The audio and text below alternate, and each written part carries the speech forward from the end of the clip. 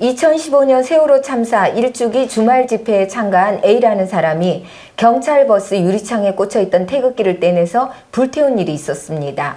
이 사람이 국기 모독죄로 재판을 받던 중 국기 모독죄가 표현의 자유를 침해하는 위헌이라는 이유로 헌법소원을 제기하였습니다. 그런데 헌법재판소는 2019년 12월 27일 국기 모독을 처벌하는 현 형법 105조는 위헌이 아니라고 하여 이 청구를 기각하였습니다.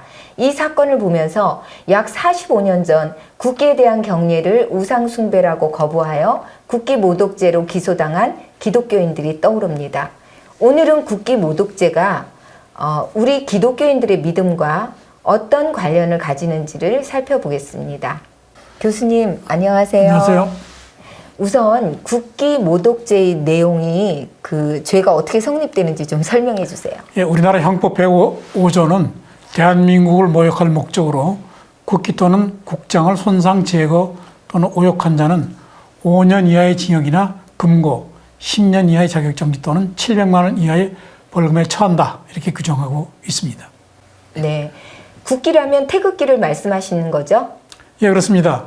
대한민국 국기법이라는 게 있어요. 국기법 네. 제4조에 의하면 대한민국 국기는 태극기로 한다라고 규정하고 있습니다.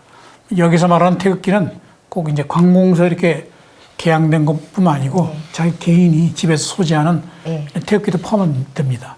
다만 이제 외국 국기, 가령 미국 국기 성조기는 뭐 대사관 같이 공공기관에 개양된 것을 훼손한 경우에만 문제됩니다. 네, 그렇군요. 그러면 국기 모독이라는 게 구체적으로는 어떤 것을 말하는지 말씀해 주세요. 예, 우리 법에는 이제 국기를 손상, 제거 또는 오욕이라고 이렇게 표현되어 있는데요.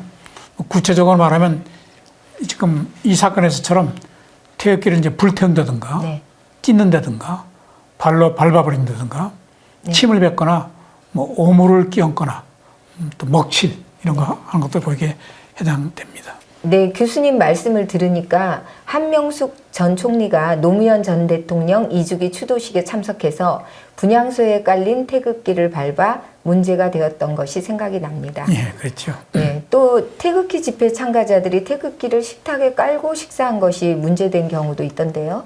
예, 이렇게 보수 진보 뭐 이렇게 양진영에서 한 번씩 이제 태극기를 문제 삼았습니다. 네. 근데 태극기를 이렇게 뭐 밟았다든가 또는 식탁에 깔았다고 해서 바로 이제 국기 모독죄가 되는 건 아닙니다. 왜냐하면 그 법에 보면 이러한 행위가 대한민국을 모욕할 목적으로 해야만 죄가 성립합니다. 이것은 이제 법률 전문용어로는 목적범이라고 이렇게 합니다. 네. 그러면 다시 이제 제가 이해한 게 맞는지 말씀해 주세요. 우리나라를 모욕할 목적으로 태극기를 훼손하거나 해야 되는군요. 예, 그래야지 그렇습니다. 국기 모독죄에 해당이 되는 거고요. 그러면 그 모욕이라는 것이 무엇을 의미하는지 법률적으로 좀 설명해 주세요. 예, 뭐 우리가 일반적으로 생각하는 상식과 똑같습니다. 모욕은 경멸의 의사를 표시하는 것을 말하는데요. 요새 그 한일 간에 지금 갈등이 심하죠. 그 일본 어떤 사람이 유튜브로 태극기를 불태운 장면을 보냈는데 뭐 이런 경우가 바로 대한민국을 경멸할 목적으로 하는 것이죠. 지금 이란에서 지금 미국의 복수를 다짐하면서 뭐 이렇게 사람들이 모여서 성조기 불태우지 않습니까? 이것도 이제 마찬가지입니다.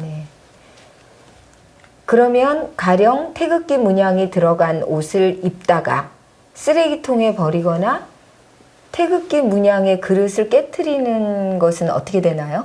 예. 그 2002년 한일 월드컵 당시에 소위 태극기 패션이 뭐 유행 기억나세요? 네, 기억납니다. 뭐 이런 것들이 다 문제가 되지 않았던 것은 뭐 이들이 나라를 사용해서 하는 것이지 뭐 모욕해서 그런 건 아니었습니다. 오히려 이제 태극기로 우리 일상생활에 활용도를 넓혔다 하는 이제 긍정적 측면이 있었습니다. 다만 이제 태극기 옷을 일반 옷과 달리 아무렇게나 이제 버리거나 그러지는 않아야 되겠죠. 네, 우리나라 국기인 태극기를 좀 아껴야 된다는 말씀 같습니다. 그러면 국기 모독죄의 위헌 여부에 관한 그 이번 헌법재판소의 결정에 대해서 좀 저희가 알아보고 싶은데요. 교수님, 피고인 A가 무엇이라고 주장을 했는지 말씀해 주세요. 예, 이제 헌법재판을 제기하면서 첫 번째가 이게 명확성의 원칙이 위반이다. 예. 즉 모욕이라는 개념이 너무 넓고 모호하기 때문에 네. 국기모독죄가 정치적으로 악용할 소지가 있다. 이런 주장이고요. 두 번째는 이제 과잉금지 원칙 위반입니다. 즉 국기모독을 처벌하는 것이 헌법이 보장한 기본권인 표현의 자유를 침해한다. 뭐 이런 주장이죠. 네. 그런데 이번 결정에서 헌법재판관들의 견해가 서로 엇갈렸다면서요? 예. 알다시피 지금 헌법재판관이 9명인데요. 네. 이 중에 5명은 A의 주장이 옳다. 위헌이다. 네. 이렇게 판단했고요. 나머지 재판관 4명이 이거는 국기모독죄 처벌하는 형법 규정은 합헌이다. 오히려 위헌 의견이 많았습니다. 위헌이라는 의견이 더 많았는데 그런데도 헌법재판소는 국기모독죄가 위헌이 아니라고 결정을 했다면서요? 예. 그거는 헌법재판소법상 네. 위헌 결정을 내리려면 전체 재판관의 3분의 2, 6명이 돼야 됩니다. 네. 그러니까 지금 1명이 부족해서 합병 결정이 난 건데요. 어쨌거나 헌법재판소의 공식 결정은 국기모독죄가 아직은 헌법 위반이 아니다 하는 것입니다. 그러면 교수님, 저희가 그 헌법재판소의 그 결정 내용이 있잖아요. 그 결정 내용을 굉장히 중요한 것 같습니다. 우리나라 국기에 대한 거니까 그것을 좀 요약해 주시면 좋겠어요. 그래서 우선 모욕의 의미는 국기에 대한 이제 경멸적 감정을 표현하는 것인데 이거는 상식적으로 판단할 수 있다. 그래서 명확성의 원칙에 반하지 않는다고 했고요. 또한 국가의 권위와 체면을 지키고 국민의 존중 감정을 보존하기 위해서는 국기 훼손을 형벌로 제재하는 것이 불가피하다. 그래서 이것은 과잉금지 원칙 위반이 아니다. 이렇게 했습니다. 네. 이러한 그 헌재의 결정문에 대해서도 보수와 진보 진영의 반응이 다 다르다면서요? 예. 이른바 진보 세력을 대변하는 어떤 언론 보도에 의하면 아쉬운 5대4, 국기모독죄 수명 연장 이런 식으로 표현했고요. 앞으로 헌법재판관 1명만 진보파로 임명되면 이번 결정은 아마 쉽게 뒤집힐 가능성이 큽니다. 진짜 절대 그러면 안 되죠. 그러면 그 교수님, 국기모독죄와 기독교와는 어떤 관련이 있는지 저희가 좀 알아야 될 것 같습니다. 말씀해 주시면 감사하겠습니다. 예. 지금부터 약 45년 전, 1975년이죠. 제천의 한 초등학교 학생들이 학교 행사에서 국기에 대한 경례, 그때 조례성이 했죠. 그랬더니 경례 거부했습니다. 발칵 뒤집혀져가지고 조사를 해보니까 이 학생들이 다니던 제천교회 주일학교 반사가 학생들에게 우상에 절하지 말고 섬기지 말라 하는 성경 구정을 이제 설명하면서 국기, 태극기는 생명체나 인격체가 아니니까 국기에 대해 절을 해서는 안 된다 하는 취지로 가르쳤던 것이 드러났고요. 학생들은 이러한 주일학교 가르침에 따라 가지고 격려하는 대신에 가슴에 이렇게 손을 얹었습니다. 그 당시는 박정희 대통령의 그 유신 시절인데요.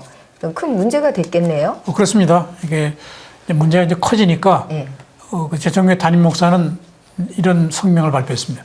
국기는 우리나라의 표상이고 만민을 상징으로 국기를 사랑하는 마음을 존중해야 하지만 성경의 교리상 국기에 대해서 절을 해서는 안 된다.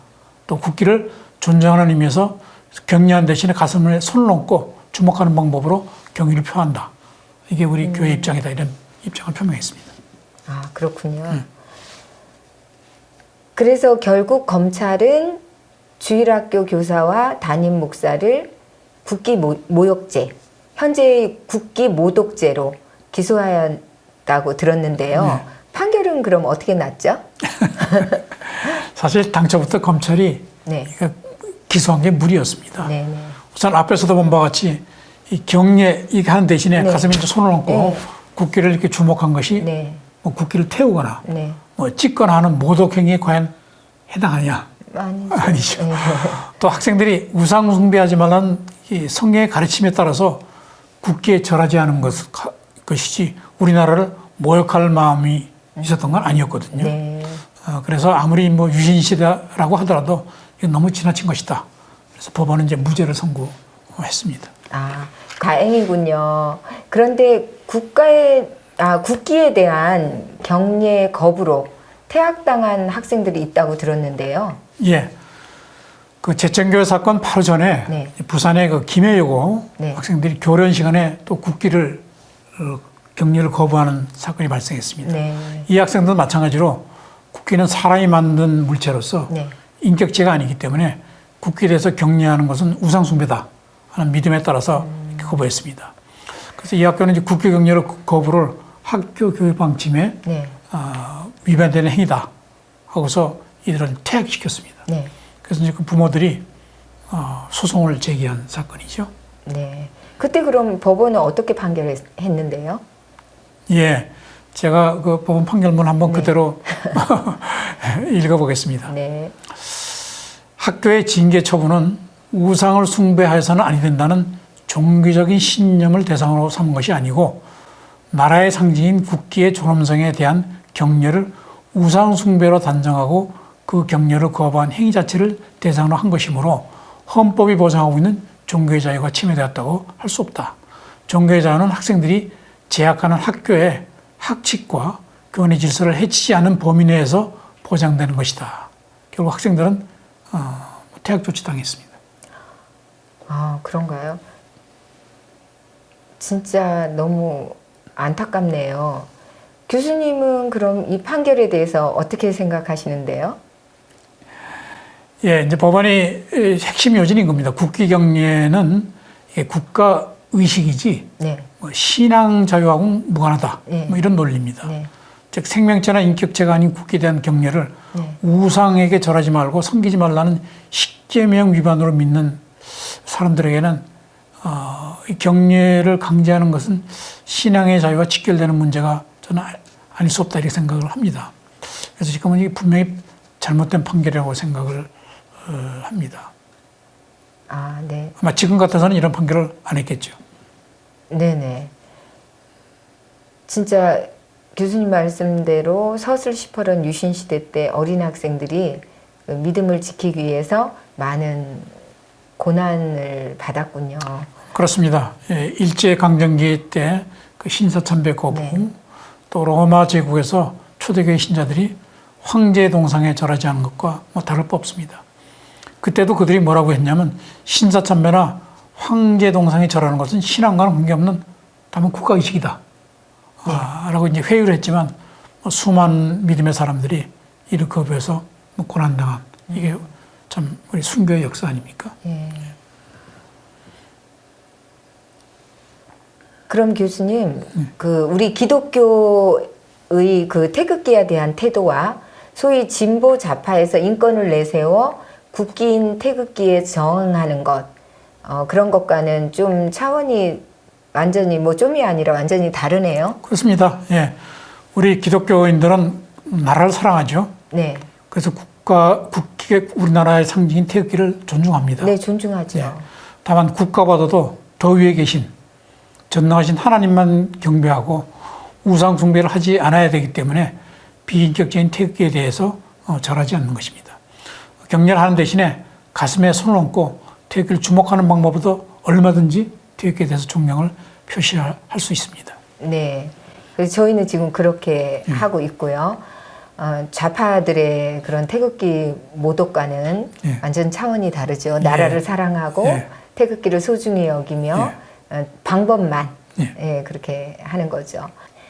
오늘은 최근 헌법재판소가 내린 국기 모독죄 합헌 결정의 내용과 그 의미, 그리고 기독교가 국기인 태극기에 대해서 어떠한 태도를 가져야 할지에 대해서 서은재 교수님과 말씀 나누었습니다. 시청해 주셔서 감사합니다, 여러분. 교수님 수고하셨습니다. 네, 수고하셨습니다. 서러먼TV 구독과 좋아요를 눌러주세요. 구독과 좋아요는 돈이 들지 않습니다. 감사합니다.